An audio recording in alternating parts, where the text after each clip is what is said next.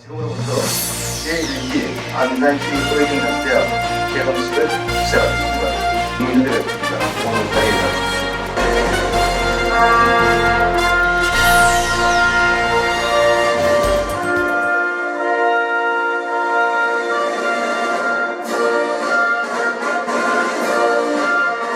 나는 자랑스러운 태극기 앞에 자유롭고 정의로운 대한민국의 무궁한 영광을 위하여 충성을 다할 것을 굳게 다짐합니다. 이병옥 전 의원님,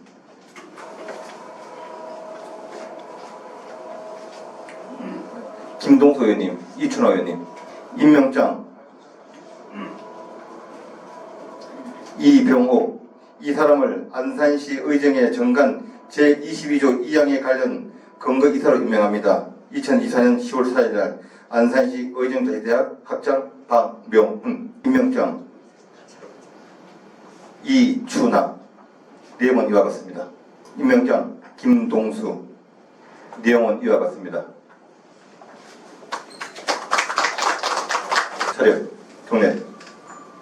이감수 자문위원님, 나항집 기자님, 노미여 미대팀장님, 홍천 다문화 팀장님 나와주세요. 앞으로. 노미애, 이 사람을 안산시 의정의 정관 제29조 2항에 관련 거가요 미디어 팀장으로 임명합니다. 2024년 10월 4일 안산시 의정자치대학 학장 박명훈. 이감수님께서는 정책 자문위원으로 임명합니다. 우리 여기 나항주 씨는 여기 수석 기자로 임명하겠습니다. 부회장님하고 감사님 인사 좀 시키겠습니다. 우리 임종원 부회장님, 송태현 저기 감사님 나와주시고, 유아 부회장님 나오시고, 임종원 부회장님 인사드리겠습니다. 네, 축하드립니다. 네, 송태현 감사님 인사드리겠습니다. 유아 부회장님 인사드리겠습니다. 고맙습니다. 안녕하세요. 반갑습니다.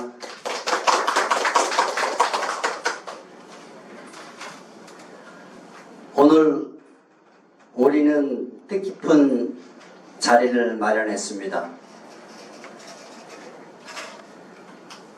사다범빈 안산시 의정회를 31개 시군에서 최초로 만들었고 의정자치대학도 역시 최초입니다. 우리의 시작은 미약하나 나중은 창달이라는 믿음으로 첫 발을 디뎠습니다. 많은 고통과 오류가 있었으나 임원 여러분들의 노고의 회장으로서 찬사를 보냅니다. 오늘 입학하신 학우 여러분, 여러분이 안산시 발전과 미래를 이끌어갈 분들이라고 감히 저는 말할 수 있습니다. 미리 모든 것 준비한 자에게 기회가 옵니다. 안산시 의정회와 의정자치대학에서 안산시 장래를 이끌어 가요. 앞으로 경기도에서 최초고 또 우리들이 하고자 하는 길이 시정과 의정의 발전을 위한 것이지 절대로 저는 나올 것이 아니고 후학과 유능한 분들을 안산시 발전을 위해서 일할 수 있도록 저는 노력할 것입니다. 여기 계신 분들과 함께, 그리고 오늘 많이 오시겠다는 분들이 많이 빠졌는데 이유는 오늘 행사가 많더라고요. 그 다음에 징검다리라. 그래서 다음 주에는 그분들이 저한테 꼭 참석했다고 하는 말씀을 전했습니다.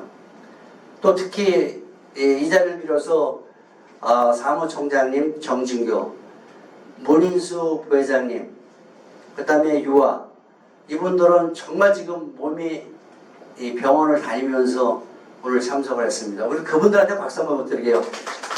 우리 문인수 부회장님은 허리 수술을 해서 오늘 어떻게 참석하라고 했는데도 못했지만 우리 빨리 케어하라고 박수 한번 좀 멀리 가주세요. 하여튼 오늘 뜻깊은 자리가 이제 안산시는 뿌리를 내렸습니다. 당당하게 안산시를 바꿀 수 있는 분은 여러분이라고 자부합니다. 감사합니다. 예, 3대 삼선을 역임하셨습니다. 다음은 의정자치대학 취지와 목적, 일정표 장사 소개는 우리 유아 부회장께서 진행하겠습니다. 네, 안녕하세요. 안산시 전 의원 유아 다시 한번 인사드리겠습니다. 반갑습니다.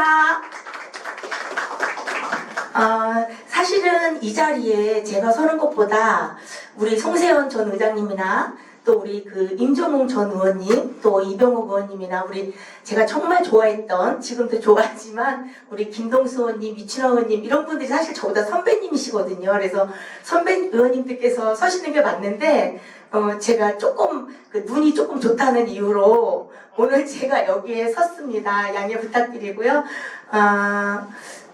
여기 지금 우리 박명훈 학장님께서 정말 제가 늘 전화가 오시면 제가 이렇게 받습니다. 존경하는 삼선 의원님, 근데 지금은 이제 그 회장님 이렇게 전화를 받습니다. 근데 정말 삼선 의원을 한다는 것은 우리가 보통 생활하면서 운칠기삼이라는 말을 많이 하잖아요. 사실 이 살아가는데 내 사업을 키운다든가 그런 거는 나의 노력이 90%고 운이 1%일 수 있겠지만 이 정치에 입문하는 거는 정말 운칠기삼이라는 말이 딱 맞을 수도 있다라는 제가 겪어온 바에 의하면 그런데도 안산시의회 삼선 의원을 하고 또 이렇게 송세현 의장님처럼 의장을 역임한다라는 것은 상당히 그 하늘의 뜻이 아닌가 저는 이런 생각을 합니다. 제가 오늘 간단하게 오늘 여기 참석해 주신 뭐랄까 수강생이라 그러셔야 되나요? 우리 사실 다 안산에서 한 역할 하시는 분들이 오셨는데요. 제가 여기서 뭐 별다른 얘기 드리는 것보다 삶에 대해서는 더 저보다 능력자들이시기 때문에 제가 우리 그 안산시 의정의 설치 및 육성 조례에 대해서 잠깐 말씀드리겠습니다.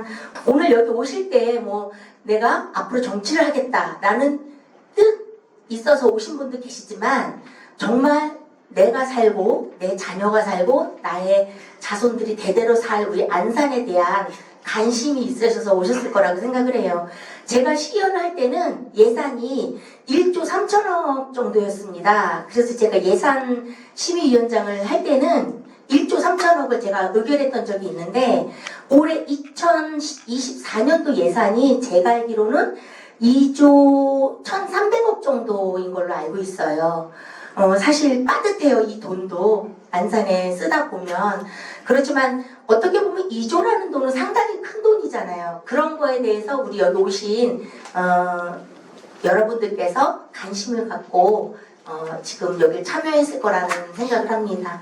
오늘 이렇게 그 안산시 의정자치대학을 하는 그 토대는 우리가 안산시 의정의 설치 및 육성 조례에 그 근거해서 이렇게 하고 있는데요. 아까 우리 박명은 학장님께서도 말씀하셨지만 경기도 32개 시군 중에 최초로 이 대학을 하게 됐습니다. 그래서 정말 저도 일상생활이 바쁘다 보니까 더 많이 도와드려야 되는데 사실은 학장님하고 박명은 학장님하고 정진기 의원님, 문인수 의원님 못 오셨지만 정말 많이 수고 많으셨습니다. 그래서 그런 부분에 감사를 드리고요.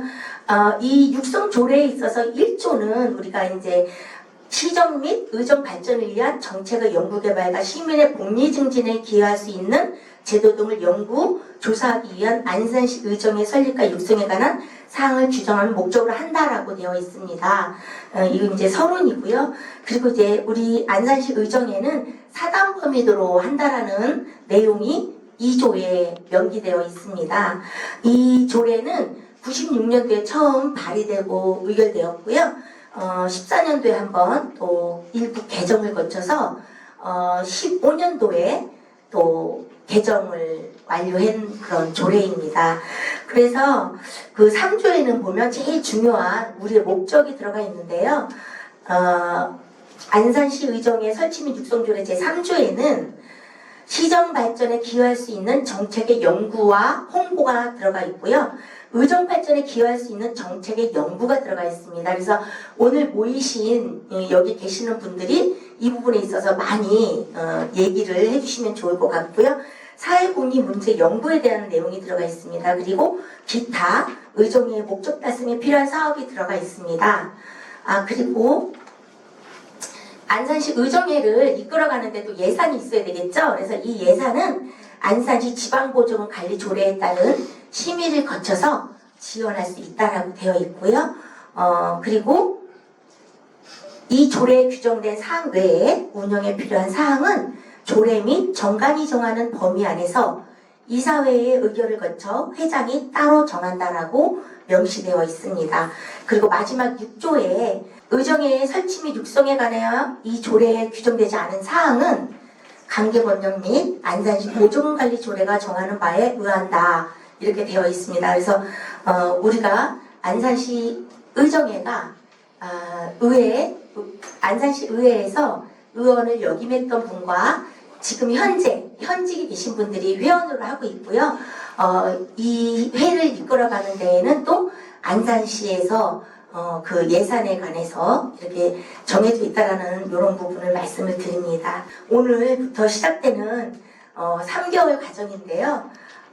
정말 연말에 12월 27일 날 이제 그 수료식 및 친교회 관문을 끝으로 이제 끝나게 되는데요. 저도 지난 9월 27, 28, 29일인가요? 그때 제가 이제 또 우리가 지금 살아가면서 평생 교육을 해야 되잖아요. 그래서 저도 여의도에 가서 3일 동안 제가 하고 있는 일상의 일은 정말 누구에게 맡겨놓고 제가 3일 동안 또 교육을 받고 왔는데요. 다시 한번 저 안에 있던 거를 다시 상기시키면서 그렇구나, 맞다, 내가 잊고 있었구나, 이런 부분들이 좀 있었거든요. 그래서 오늘은 장익근 박사님께서 강의를 해주실 거고요. 정치인문 특강에서 농업 분야 중심으로 시작을 하게 되겠습니다.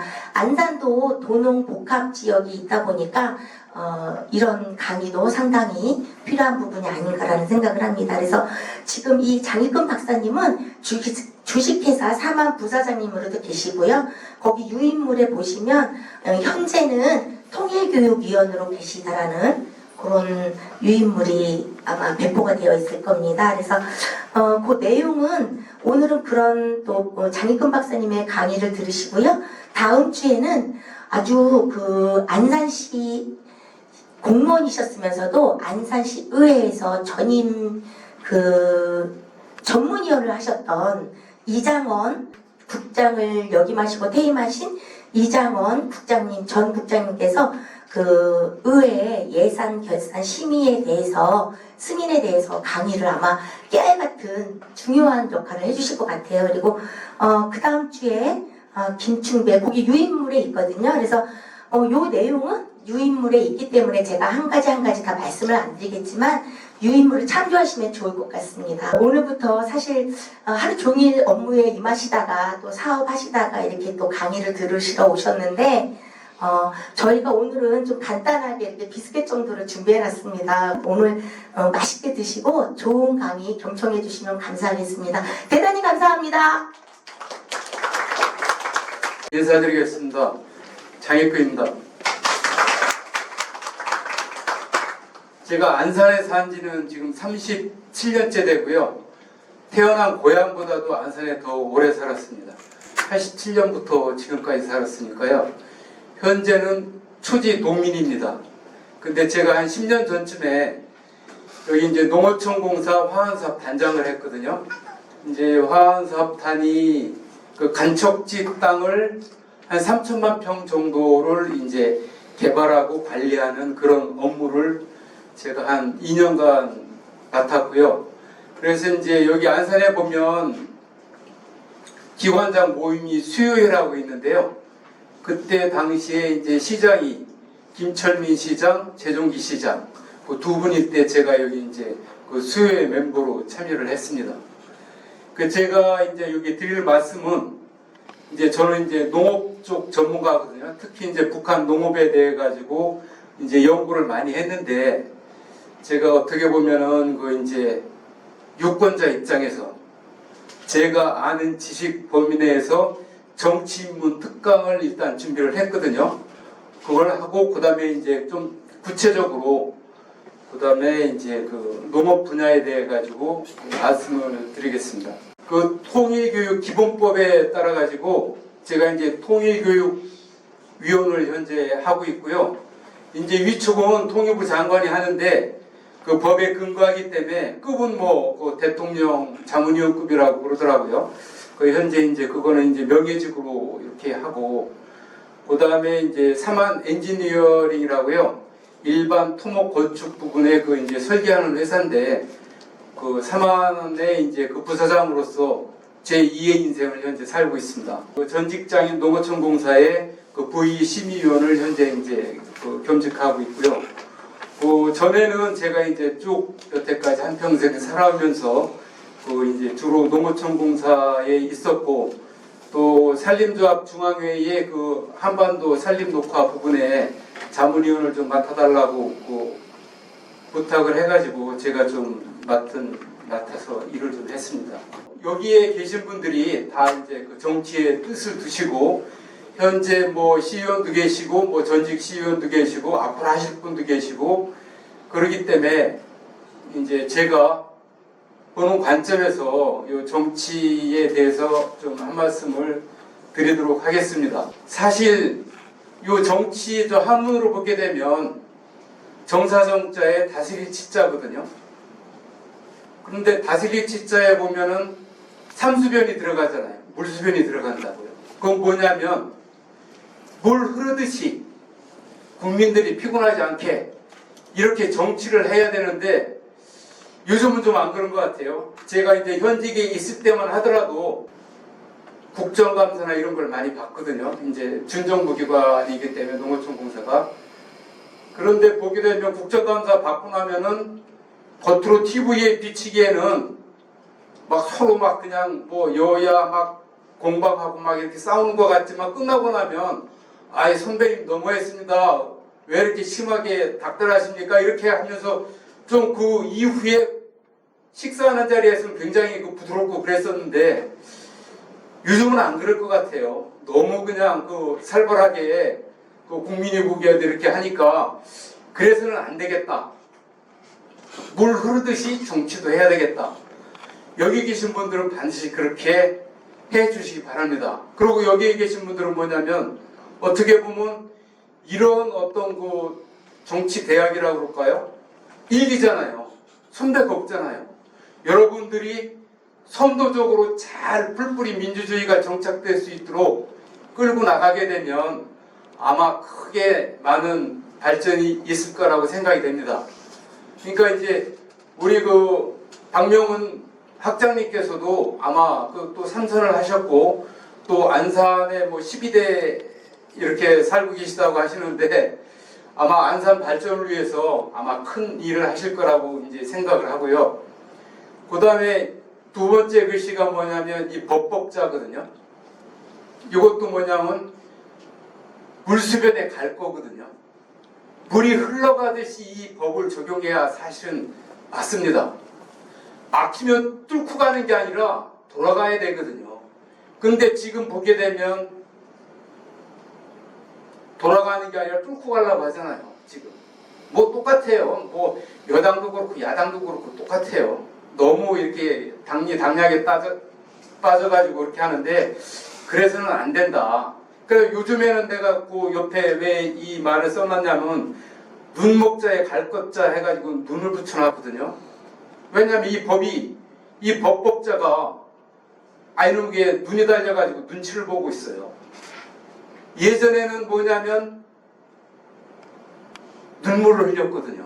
법 적용하는 데 있어가지고 법 적용하는 데 있어서 이연령 비연령이거든요. 이 법 적용하는 데 있어서 코에 걸면 코걸이, 귀에 걸면 귀걸이에요. 이렇게 애매모호한 해석 할 수 있다. 해야만이 한다가 아니라 할 수 있다로 돼 있기 때문에 그거는 여러 가지 형평성 그런 걸 봐가지고 이렇게 해석을 했는데 요즘에는 눈치를 너무 보는 것 같아요. 그러니까 이래서는 안 된다. 예? 그러니까 물이 흘러가듯이 법 적용을 국민들이 공감하고 모든 사람들이 공감하는 그런 법 적용을 해야 되겠다. 이런 말씀을 또 드리고 싶고요. 내 이름 속자를 내 고향, 안 그러면 우리나라에 이름 속자 남긴다는 그런 생각을 가지고서 정치를 하셨으면 감사하겠습니다. 그래서 이거 말씀드리고요. 그러려면 뭡니까? 상대편에 대한 배려가 필요해요. 역지사지라고 상대편 입장에서 생각하면 얼마든지 공감이 가는 그런 내용인데 내 입장에서 주관적으로 생각하다 보니까 그게 안 되는 겁니다. 그래서 우리나라 정치는 협치로 가야 됩니다. 서로가 상생할 수 있는 국가와 민족을 위해서는 서로 상생할 수 있는 그런 협치로 가야 되기 때문에 여기 그 정치대학 제1기에 참여하신 분들은 꼭 이런 협치를 염두에 두시고 그 정치를 하셨으면 좋겠습니다. 그러면 현재 정치의 문제점을 제가 이제 크게 그 4가지를 언급을 했거든요. 첫 번째는 뭐냐면 이념적 갈등이 굉장히 요즘에는 심해졌어요. 예전에는 안 그랬는데 그게 이제 결과적으로 민주주의하고 공산주의 그거거든요. 그러면 민주주의라고 해가지고 문제점이 없느냐? 문제점이 있어요. 굉장히 심각하게 있습니다. 이건 양극화거든요. 잘 사는 사람은 아주 잘 살고 못 사는 사람은 못 살고 이러다 보니까 경제적으로도 어떤 문제가 생기냐면은 아주 잘 산다고 해가지고 밥 하루에 5대 먹을 수 없잖아요. 소비에 한계가 있어요. 또 공산주의의 그 이제 가장 큰 병폐는 뭐냐면 생산성이 저하가 돼요. 열심히 일한 사람이나 대충 논 사람이나 돈 받는 건 똑같거든요. 그러다 보니까 누구든지 땀 흘려서 일하려고 안 해요. 그러니까 하향 평준화가 될 수밖에 없습니다. 구조적으로. 지금 공산주의를 하고 있는 뭐 러시아, 중국, 뭐 북한, 말할 것도 없고 쿠바 등등등 보게 되면 공산주의로 해가지고 그쪽을 추종하는 국가들은 보게 되면 생산성이 저하되고 또 독재로 흐르기가 쉬워요. 굉장히. 김정은, 대표적으로 김정은. 시진핑도 마찬가지예요. 그 한 가지 사례를 들을까요? 예전에 그 중국의 그 모택동이 이렇게 들판에 가서 보니까 참새가 별을 그냥 엄청나게 다 여물었는데 엄청나게 따먹었어요. 그래가지고 참새 잡아 없애라. 저건 해조다. 결과가 어떻게 되는 줄 알아요? 이게 참새가 벼이삭도 먹지만 해충을 먹거든요. 그래서 참새를 다 잡아 죽이니까 이 병충해가 창궐 해가지고 흉년이 들어가지고 3천만 명이 아사를 했다는 그런 기록도 있습니다. 그럼 북한 예를 한 가지 들어볼까요? 90년대 중반 고난의 행군 시절에 북한 주민이 한 300만 명이 굶어 죽었거든요. 고 좀 전이죠. 그 전에 94년도에 죽었으니까. 그때 어떤 미련한 짓을 했느냐면은 식량이 그때 이제 흉년이 들어가지고 어려우니까 어떤 짓을 했냐면 다락밭을 개간해라. 15도가 넘는 중산단지 이런 데를 전부 다 밭으로 개간을 했어요. 그러니까 어떤 문제가 있었냐면 일상적인 비가 오더라도 토사가 유출돼가지고 하천은 전부 다 청정천이 돼버리고 저수지나 댐은 전부 다 매몰돼 버렸어요. 그러니까 일상적인 비가 와도 수해를 입고 일상적인 가뭄이 와도 이제 물그릇이 작아지니까 한해를 입고 이런 문제점이 있었고 또 한 가지는 또 뭐냐면 김일성 지시사항은 뭐 어떻게 보면 법 위에 있거든요. 그러니까 아주 고지대에 여기 급수하게 해라 하니까 양수를 12단 양수까지 한 사례가 있습니다. 그럼 물을 12단계로 해가지고 퍼올리면은 그 물값은 기름값보다 더 비싸요. 경제성이 안 맞는 거죠. 그런 어떤 독재로 흐르게 되면 그런 어떤 경제적인 논리나 이런 부분에 취약할 수 있기 때문에 절대로 공산주의로 가서는 안 됩니다. 이거는 여러분들이 확실하게 알고 가셔야 됩니다. 그리고 이제 두 번째는 아까 잠깐 설명을 드렸지만 정치 비용이 과대해요. 돈을 많이 쓴다고요. 예를 들어 시의원 하는데 예를 들자면 뭐 5천만 원 들어가면 국회의원 하려면 뭐 2억 들어가고 이러면 내가 쓴 돈이 있는데 본전세금 날 거 아닙니까? 그러다 보니까 이권에 개입할 수밖에 없어요. 이런 풍토를 바꿔야 되겠다. 이런 게 풀뿌리 민주주의식으로 여러분들부터 앞서가지고 새로운 정치 지망생부터 앞서서 점진적으로 확산한다면 안산이 이제 시발점이 되겠죠. 아마 전국적으로 퍼져나가면 가능하리라고 생각이 됩니다. 그 다음에 또 한 가지는 최근에 당론에 너무 좌우돼요. 당론에 좌우되면 그게 거수기지 그 무슨 많이 볼 필요도 없잖아요. 그럼 그렇잖아요. 거수기 노릇만 하고 계속 어떻게 보면 당직자나 특정인을 위해 가지고 당파 싸움만 계속해요. 이래서는 안 되거든요. 국가와 민족을 생각해야 되는데 당약에 빠져버린다고요. 이건 뭐 여야 두고 가릴 것도 없어요. 그래서는 안 되겠다.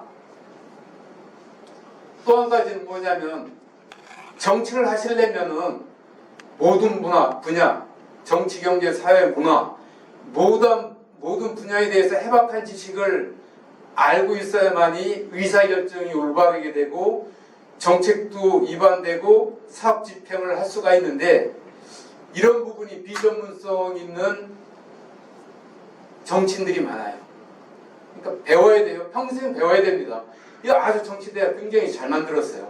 그래가지고 저도 굉장히 우리 학장님의 취지에 공감을 해가지고 사실 제가 이게 뭐 요 강의 청탁을 어제 저녁에 받았어요. 강사가 안 온다고 갑자기 해달라고 그래가지고서 그전에는 뭐 제가 이제 개인적으로 좀 이제 조금 뭐 알아가지고 안면만 뵌 것도 처음이에요. 사실은 오늘 처음 뵙고 전화통화만 이렇게 했다 했는데 그래도 이제 취지가 좋기 때문에 제가 오늘 이렇게 이제 선뜻 강의를 수락을 했습니다. 또 안산 시민의 또 일원으로서 뭐 책임감도 있고요. 그래가지고 이제 해결 방안을 제가 이제 구태여 말씀드린다면 우리나라는 헌법에 딱 명시되어 있거든요. 민주주의 국가입니다. 이거 흔들리면 안 돼요. 공산주의 이론은 좋아요. 이론은 벌어가지고 똑같이 평등하게 놀아갔자. 근데 아까 그 문제점 얘기했듯이 생산성이 저하되고 독재로 흘러요. 근데 저도 노동운동을 했거든요. 봉사했을 때. 그런데 이것도 문제는 공산주의랑 비슷해요. 처음에는 조합원을 위한 노동조합이래요. 처음에는요. 근데 이게 좀 세월이 지나가면 뭐냐면 조합원 간부를 위한 노동조합 운동으로 변질이 됩니다. 공산주의도 마찬가지예요. 처음에는 인민을 위한 그런 정책을 피는데 나중에 가서는 나아가서는 당 간부를 위한 북한 보게 되면 2,500만인데 공산당이 한 250만 정도 되거든요. 한 10% 정도가 공산당. 당 간부를 위한 그런 공산당으로 변질돼요. 인민을 위하는 게 아니에요. 실상을 보세요. 지금 결과론적으로 1970년 이전에는 북한이 잘 살았습니다. 우리보다 훨씬 잘 살았어요. 근데 지금 얼마입니까? 한 54년 흘렀나요? 지금은 북한 1인당 GDP가 1200불, 대한민국은 36,000불, 30배 잘 살아요. 인구는 북한은 2,500만, 남한은 5천만. 그럼 곱하기 2 하면 국력이 60배가 차이가 나요. 이렇게 된 게 그렇다면 공산주의가 옳고 올바른 그런 이념이라면 공산주의가 더 잘 살았어야죠. 근데 안 그렇거든요. 그러니까 여기는 가타부타 왈가왈부 따질 게 못 돼요. 결과론적으로 보면. 그 일론 머스크가 스페이스X 갖고 남한 북한 딱 사진 찍은 거 인공위성을 찍은 사진 보면 남한은 밤에 불야성이에요. 환해요.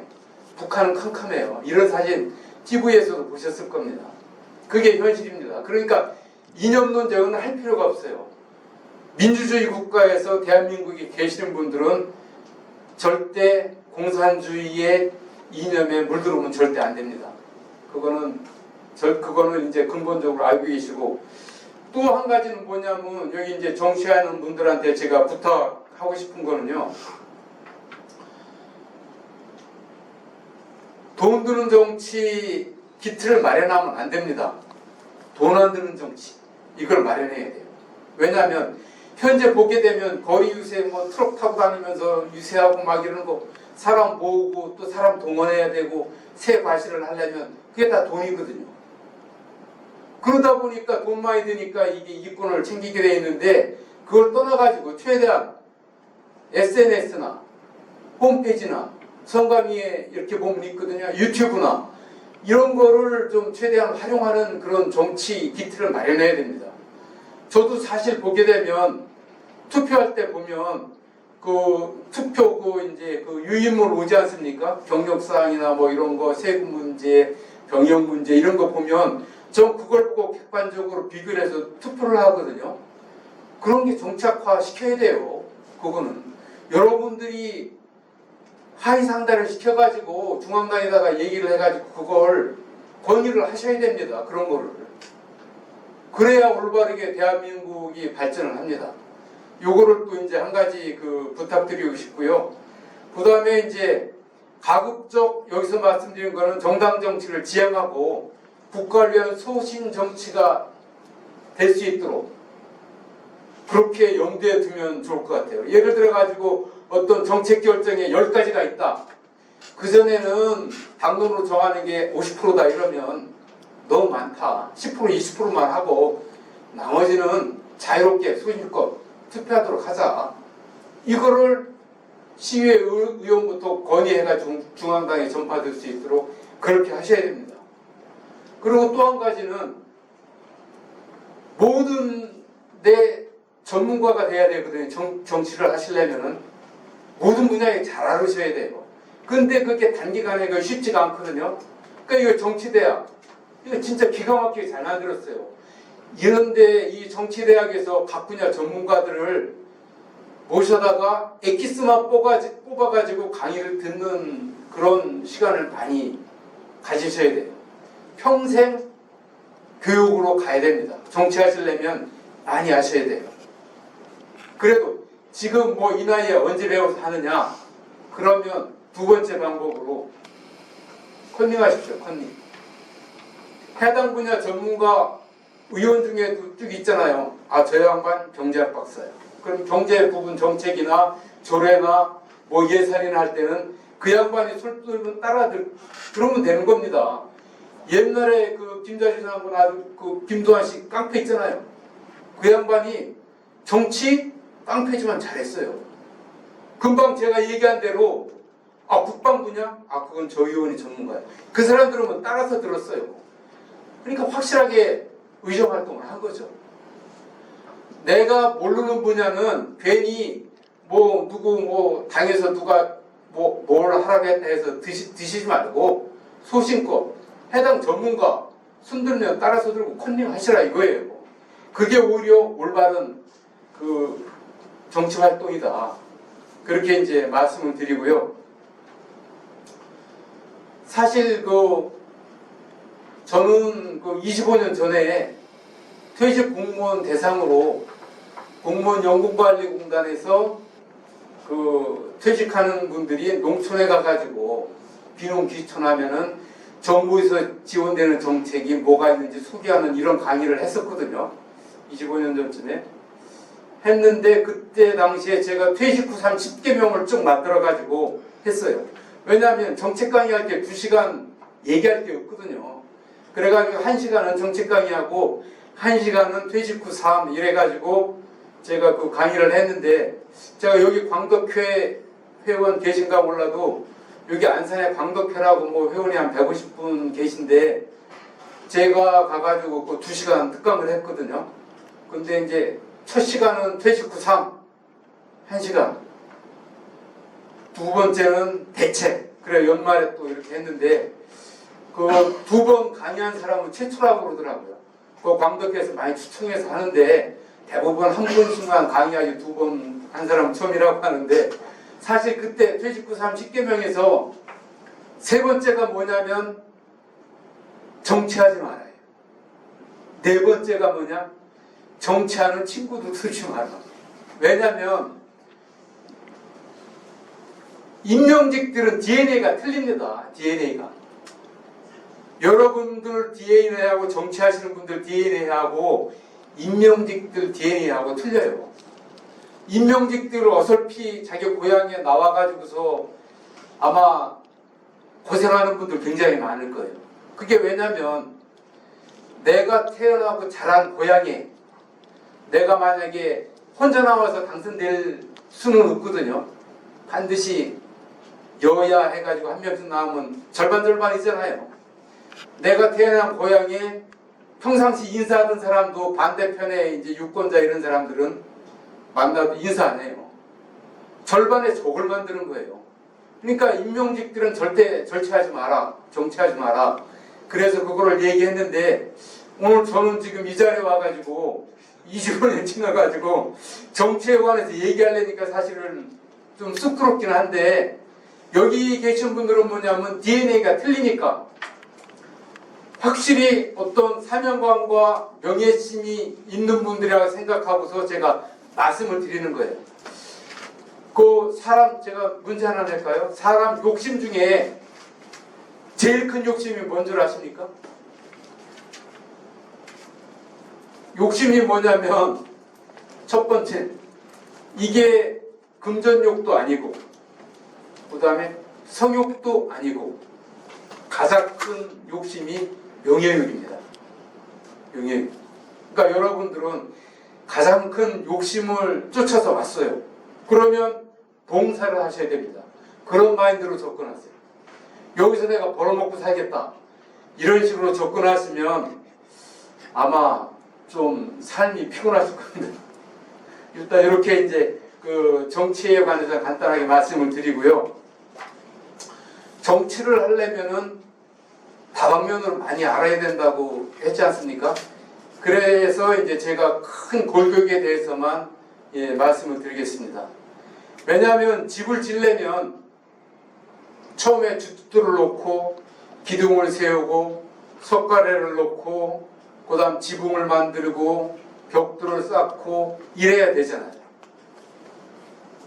그렇듯이 정치를 하려면 아무리 이 안산시에서 정치를 한다 하더라도 전체적인 세계관이 있어야 되고 그 다음에 국가관이 있어야 되고 해당 지역에 대한 지역관이 있어야 됩니다. 그래가지고 일단 제가 먼저 그 세계관에 대해서 말씀을 드리도록 하겠습니다. 정치, 경제, 사회, 문화 등 폭넓게 이해를 하셔야 됩니다. 전체적으로요. 그러려면 먼저 이제 정치적인 부분에 있어서 현재 미국과 중국 간의 패권 다툼을 하고 있잖아요. 그죠? 그러면 미국이 어떻고 중국이 어떻고 왜 싸우고 이걸 아셔야 되거든요. 미국은요. 온도 좀 올릴 수 있어요? 일단 경제적인 부분부터 말씀을 드립니다. 온도 좀 올릴 수 있어요? 전 세계 총 생산액이 어느 정도냐면은 100조 달러가 좀 넘거든요. 이거 올렸나? 100조 달러가 좀 넘는데 최근 데이터입니다. 근데 미국은 총 생산액이 어느 정도냐? 28조 달러 정도 됩니다. 그러면 땅덩어리는 일단 큰 순서대로 말씀드릴게요. 러시아가 1700만 평방킬로미터예요. 그거에 앞서 그러면 지구는 얼만큼이냐? 지구 전체 면적은 5억 1000만 평방킬로미터입니다. 그러면 육지는 1억 5천만 평방킬로미터예요. 바다는 3억 6천만 평방킬로미터예요. 그러면 러시아가 1700만이라고 그랬잖아요. 그러면 1억 5천이니까 10%가 넘어요. 12%? 12% 정도 되겠네요. 그죠? 그 정도. 그럼 두 번째는 이거 이제 기본적으로 이제 거시적인 안목을 넓히라고 해가지고 제가 말씀드리는 겁니다. 두 번째로 땅덩어리 넓은 나라는 어디냐? 캐나다입니다. 거기는 990만 평방킬로미터예요. 그 다음이 어디냐? 미국입니다. 980만 평방킬로미터. 그 다음은 중국 960만 평방킬로미터예요. 근데 대부분 중국이 미국보다 넓지 않아? 대부분 이렇게 하실 거예요. 근데 그건 아니고요. 일단 기본적으로 그 정도는 알고 계시고 그다음에 뭐 브라질, 뭐 오스트레일리아, 아르헨티나 뭐 이래 가지고 뭐 쭉 나가는데 일단 그 정도는 아시고 그러면 우리가 이제 알고 대한민국은 10만 평방킬로미터입니다. 거기다 헥타로 얘기하면 그게 1000만 헥타예요. 1000만 헥타. 공 2개 붙이면 되거든요. 10만. 그럼 북한은 12만 평방킬로미터예요. 남한보다 이 땅덩어리 넓이가 20%가 넓어요. 일본은 거기는 한 35만인가 이 정도 될 거예요. 남북한 합친 것보다 훨씬 넓어요. 그럼 인구도 중요하잖아요. 인구 중국이 인도가 요새 추월했다고 하더라고요. 중국을 추월했는데 인도 중국 해서 한 14억 명 정도 됩니다. 그럼 우리 5천만 생각하게 되면 28배예요. 그죠? 어마무시하죠. 그리고 러시아는 1억 5천만 명 정도 됩니다. 일본은 1억 2천만 명. 네, 1억 2천만 명. 그러면 또 이제 이것도 잘 알으셔야 돼요. 일본하고 우리랑 뭐 1인당 GDP가 비슷한데 안 먹으려고 하면 안 돼요. 왜냐면 우리는 곱하기 5천만 해야 되고 거의 1억 2천만 하니까 우리보다 약 한 2.5배 정도 잘 살아요. 그런 어떤 개념을 갖고 계셔야 돼요. 그러면 아까 말씀드렸잖아요. 그 예산 총 한 100조 달러 좀 넘는 데서 미국은 총 생산액이 어느 정도 하면 28조 달러예요. 28%. 전 세계 총 생산의 28%. 그러니까 미국은 뭐냐 인구가 3억 4천만 명. 3억 4천만 명이면 1인당 생산액으로 따지게 되면은 7만 5천 불. 우리보다 2배 잘 살아요. 우리는 3만 6천이라고 그랬잖아요. 그죠? 북한은 1200불 드린다. 근데 그것도 뭐 기업 이런 거에 평균 내서 그렇지 사실은 그것도 안 돼요. 북한 통계는 믿을 수가 없어요. 믿을 수가. 북한에서 귀순한 뭐 장성 얘기가 어디에서 뿅 갔냐면 사병 한 달 월급이 장성인 자기의 몇 년간 월급보다 많다. 그 얘기를 하는 실정이 1불이 안 됩니다. 1불이 안 돼요. 그게 현실이에요. 그러니까 공산주의 절대 맹신하면 안 됩니다. 일은 좋아요. 벌어서 똑같이 놀아서 먹고 살자. 그럼 생산성이 떨어지고 독재로 흘러가지고 패망하는 지름길입니다. 그러니까 그걸 꼭 염두에 두셔야 되고요. 그러면 미국과 중국 간의 패권 다툼이 일어났는데 본래 미국이 자기 수준의 40%만 올라오게 되면 쳐버렸어요. 그건 뭐냐면 1985년도에 프라자 합의가 있었어요.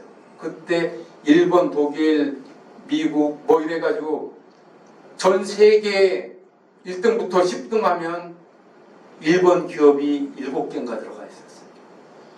동경 땅을 팔으면 미국, 아메리카 대륙을 살 수 있는 그런 부동산 가치가 올라가고 있어요. 옛날에 대단했어요. 그러니까 미국이 안 되겠거든요. 그래가지고 그 엔구를 강제적으로 이끌었어요. 엔져 있어야 수출이 잘 될 거 아니에요. 엔화 가치를 올려버리게 되면 수출이 안 되죠. 비싼 거 누가 삽니까? 안 되죠. 그렇게 해가지고 잃어버린 30년을 만들었죠. 일본을. 왜 만들었느냐? 잠깐 이게 자꾸 옆으로 새는데요. 요거는 이제 우리도 왜냐하면 일본 전체를 쫓아가고 있기 때문에 여러분들이 알아야 되기 때문에 이제 이걸 말씀드립니다. 그러니까 이제 정치 하시는 분들이 어떻게 했느냐면은 거의 무이자로 막 대출을 해줬어요. 기업 경제 기업 기술을 더 개발하고 이래가지고 가격 경쟁력을 높여가지고 새로운 제품도 개발하고 더 그 품질 개선을 해가지고 수출 달리게 하라고 돈을 다 해줬는데 이 기업인들이 어떻게 했냐면 이 돈 갖다가 부동산 투기를 한 거예요. 왜? 국내에서도 땅 사면 어렵게 제품 개발하고 땅 사놓으면 막 금방 팍팍팍 올라가니까 그러니까 그 돈 갖고 땅 사고 또 해외에 투자해. 해외 그러다 보니까 지금 미국은 그럼 어떻게 했습니까? 국채를 찍어가지고 막 발행한 거예요. 전 세계 1등이 어디냐면 국가 부채가 많은 데가 일본이에요. 국가 총 생산액의 200%가 넘어요. 일본이. 그러니까 지금은 이게 좀 엔고 쪽으로 지금 보면 그러니까 금리를 올리고 싶어도 못 올려요. 그 조금만 1%만 올리게 되면 그거를 뭐냐면 일본 중앙은행에서 그거 다 사줬거든요. 국채를 누가 삽니까? 안 사지. 그러니까 이게 이쪽 주머니 있는 거 이쪽으로 넣은 거예요. 그러다 보니까 올리게 되면 이게 감당하는데 또 외국에서도 또 그 펀드들이 많이 가지고 있고 그러니까 지금 저 모양 저 꼴이 돼 있거든요. 이제 어떻게 또 이걸 해법을 풀지 몰라도 해법이 없어요. 사실은 어떤 방법이 없어요. 근데 우리도 그럴까봐 지금 걱정이 돼요. 우리 그러잖아요. 아유 저 정당 대표께서 아유 우리 50%도 안 되는데 뭐 좀 써도 괜찮지 않느냐 이러는데 천만에 만만의 말씀. 왜냐면 아르헨티나하고 베네수엘라가 50%에서 한 번 여기에 물꼬를 터놓게 되면 그렇잖아요. 제방 또 물 한 번 새기 시작하면 제방 터져버려요. 보조금 한 번 이렇게 해가지고 돈 쓰기 시작하면 이게 순식간에 올라가고 또 한 가지 간과하고 있는 게 뭐냐면 우리는 정부, 중앙정부, 지방정부 부채만 따져가지고 계산을 하는데 대한민국의 문제점이 또 뭐냐면 공사, 한전, 수자원공사, 농어촌공사 등등등 정부기관이 있잖아요. 농어촌공사는 뭐냐면 대부분 어떤 자체 수익 사업이 없고 정부 예산 갖고 운영되는 데거든요. 이런 데는 준정부기관이에요.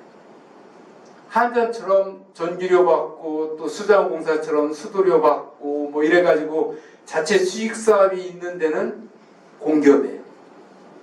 분류를 그렇게 하거든요. 그러니까 정부 쪽에 가까운 게 준정부 기관이고 민간에 가까운 게 공기업 이렇게 이제 분류를 해가지고 경영평가를 갖고 하는데 그 부채가 빠진 겁니다. 그거 집어넣으면 제 생각에는 한 100% 될 거예요. 거기다가 더 큰 문제는 뭐냐? 개인 부채. 개인 부채는 세계 1등입니다. 1등입니다. 그걸 감당할 수가 없어요. 그러니까 그런 부분에 대해서도 여러분들이 이렇게 염두에 두셔야 되고요. 그러면 여기에 보시게 되면 패권 다툼에 따른 대비는 미국은 지금 어떻게 보면은 그 민주 진영에 대한 경찰국가 역할을 하잖아요. 그죠? 보면 뭐 아르헨티나 전쟁 가서 밤나라 대추나라 하고 이스라엘 전쟁에 가서 밤나라 대추나라 하고 뭐 이런 부분. 그러려면은 뭐 돈이 있어야 될 거 아니에요. 그러니까 금융산업, 미국의 다우하고 나스닥 이쪽에서 그 증권 회사에서 움직이는 돈이 54%인가 절반이 넘어요. 큰 기업들, 우리나라에서 유명한 뭐 다 거기가 상장하고 그러잖아요. 전부 다. 중국도 거기 가서 상장하고 전부 다 그렇게 하기 때문에 그런 부분. 그러니까 미국에서는 어떻게 보면 책임과 의무가 있는 거예요. 그리고 이제 또 한 가지는 뭐냐면 달러가 기축통화잖아요. 이거를 이제 중국이 넘보고 있어요. 넘보고 있는데 이거는 사실은 구조적으로는 경제학적으로는 안 되는 겁니다. 왜냐하면 기축통화가 되려면 달러를 찍어내가지고 바깥으로 줘야 그게 기축통화 역할을 하거든요. 거래가 되고. 근데 중국은 2차 산업제조지에서 수출하는 국가예요. 그럼 위안화가 바깥으로 나가는 게 아니라 돈을 벌어들이는 거잖아요. 그죠? 그것도 있고 여러 가지 복합적인 그 헤게모니가 있어가지고 그 중국 간의 패권은 아마 좀 어려울 것이다. 그래서 아까도 말씀드렸지만 그 프라자 합의에 의해 가지고 일본하고 독일이 너무 커지니까 미국이 싹을 잘라버린 거거든요. 40% 정도 수준에 올라왔으니까. 근데 어떻게 보면은 그 중국은 그걸 조금 간과했어요. 이게 시장 경제가 들어가게 되면 공산주의가 좀 와해되고 민주화 쪽으로 좀 이렇게 국가로 될 것이다. 이런 기대하에 이걸 풀어가지고서 거의 80%까지 육박을 했거든요. 근데 그렇게 민주화 진영 쪽으로 이렇게 그 융화되기는커녕 어떤 다른 병폐가 나오고 미국이 이제 지위를 그 위협을 받다 보니까 지금 이제 중국 죽이기에 들어갔어요. 그 이제 대표적인 그 사례가 왜 그렇게 됐냐면 코로나 팬데믹 때 보게 되면 그전에는 WTO 세계무역기구 보다 FTA 자유무역기구 이런 걸 만들어 가지고서 지구는 하나의 지구촌이다 이런 개념에서 각 국가별로 잘하는 거를 많이 생산해 가지고 전 세계가 골고루 놀아갔자 이런 취지하에 중국은 거기는 보면은 땅덩어리 넓죠. 환경 별로 중요하게 생각 않죠. 인구 많죠. 이러다 보니까 대부분의 2차 산업이 이제 중국으로 많이 들어갔어요. 이제 그럭저럭 이렇게 끌고 오다 보니까 코로나 이제 팬데믹이 이제 코로나가 딱 2020년도인가요? 딱 일어나다 보니까 아니 자기네 국가에서 마스크 하나 생산 못 하는 거예요. 그렇잖아요. 그러다 보니까 뜨거운 거예요. 각 국가별로. 필요한 필수재는 우리나라에서 반드시 생산해야 되겠다. 이러니까 WTO하고 FTA가 어떻게 보면은 유명무실해진 거예요. 트럼프가 그러면 WTO 탈퇴하겠다. 그 기후협약도 탈퇴하겠다. 그랬잖아요. 그게 뭐냐면 결국은 뭐냐면 각 국가별로도 마찬가지로 밥그릇 싸움이거든요. 내 민족, 내 국가가 잘 먹고 잘 살아야 된다. 이런 문제거든요. 그러다 보니까 전 세계는 뭐냐면 국가별로 리쇼링 정책 한 거예요. 야, 너 우리로 들어와. 그럼 앞으로 뭐 4차 산업 이래가지고 반도체 뭐 이런 부분 굉장히 그 중요하잖아요. 그러니까 미국에다 공장 줘 이러면 뭐 보조금 주고 막 이렇게 하고 또 내 나라에 있는 이 산업을 보호하려다 보니까 관세 막 그 부과하잖아요. 뭐 중국에 40% 관세 때리더니 이제 엊그저께는 또 뭐 100% 때린다고 또 바이든이 또 얘기를 하더라고요. 중국 자동차에 대해 가지고. 그러면 결과적으로 풍요를 누렸던 경제 자체가 유명무실해지는 거예요. 내 나라에서 잘 먹고 잘 살아야 되기 때문에. 그러다 보면 1929년도에 대공황이 왔잖아요.